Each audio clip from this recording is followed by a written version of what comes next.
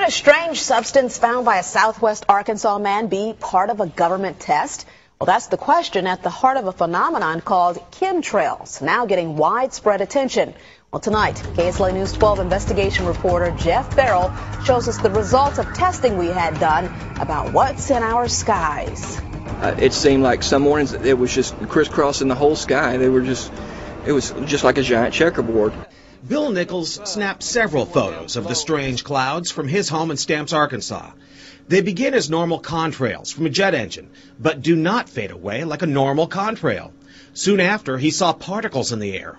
Because we'd see it drop to the ground in a haze. Nichols then noticed the material collecting on the ground. This is water and stuff that I collected in bowls. I had it set out in my backyard on my dad's pickup truck.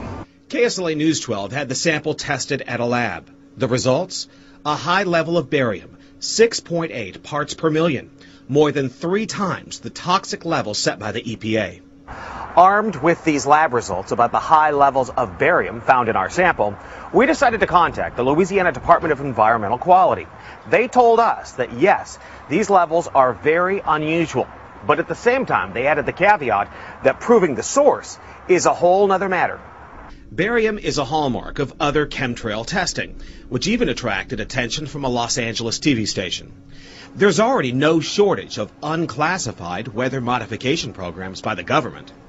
But those who fear chemtrails could be secret biological or chemical testing on the public point to the 1977 Senate hearings in particular, which confirmed 239 populated areas had been contaminated with biological agents between 1949 and 1969.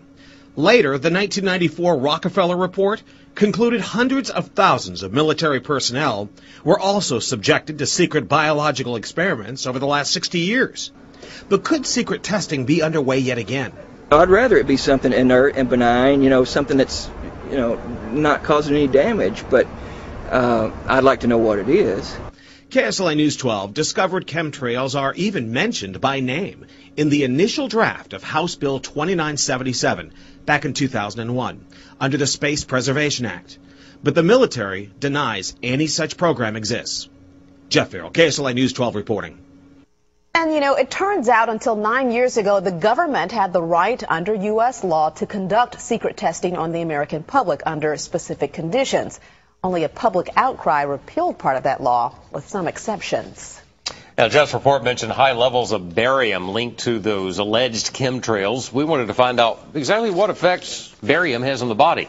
We spoke with Mark Ryan, the director of the Poison Control Center. Ryan tells KSLA News 12 that short-term exposure can lead to anything from stomach to chest pains.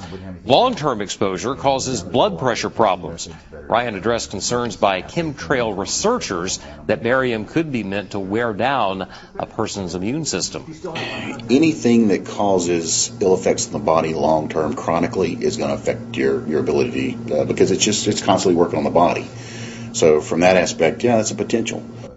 Ryan says he's conducted research on his own about secret government testing on the public, but he's still a bit skeptical about the alleged chemtrails, at least at the moment, because the Poison Control Center has seen no calls about exposure to barium.